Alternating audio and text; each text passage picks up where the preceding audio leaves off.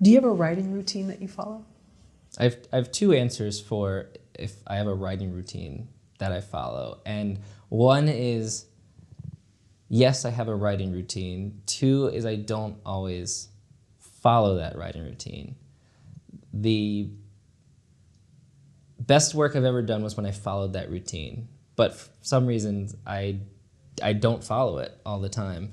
And it's tough. And sometimes it's because of just what else I have going on in my life. That routine that I really liked and worked for me didn't, it's just no longer sort of an option for what I have going on right now.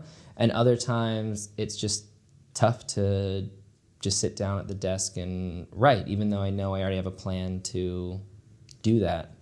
It's just tough, you don't want to.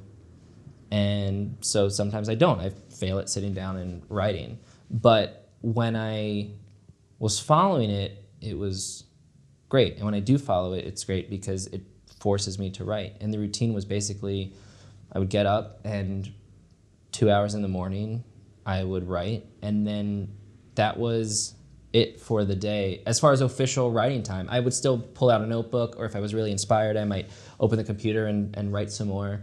But those 2 hours, I would set the timer and I would write. At the end of that 2 hours, I would stop, no matter where I was, no matter whether I felt like I could keep going for another two, or I was like, thank God, I barely made those 2 hours. That felt like a slog. But having it be time-based told me that it doesn't matter what I've written, as long as I've shown up and I have written. And so some days, those 2 hours would produce 10 pages. Other days it would produce one. But I was measuring whether or not I was doing my job by the time I was spending doing it, and not necessarily the page count or the word count. Because I think that so much of what we do is up here, and it doesn't always translate to the pages.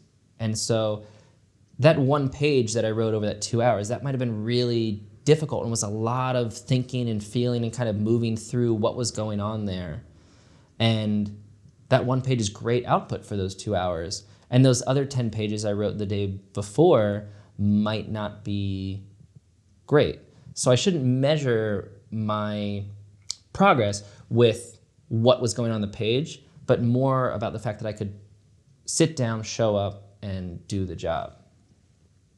Does active or passive voice come into play with screenwriting?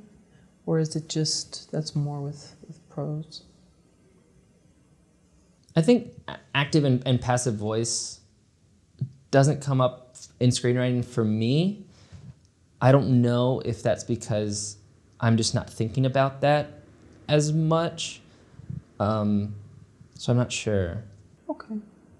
Yeah, just because sometimes, they say, well, don't write in passive voice, and I just wasn't sure with the rules of screenwriting, is it a faux pas to write in passive voice for, a screenplay, even if it's just little like action line, but it's not.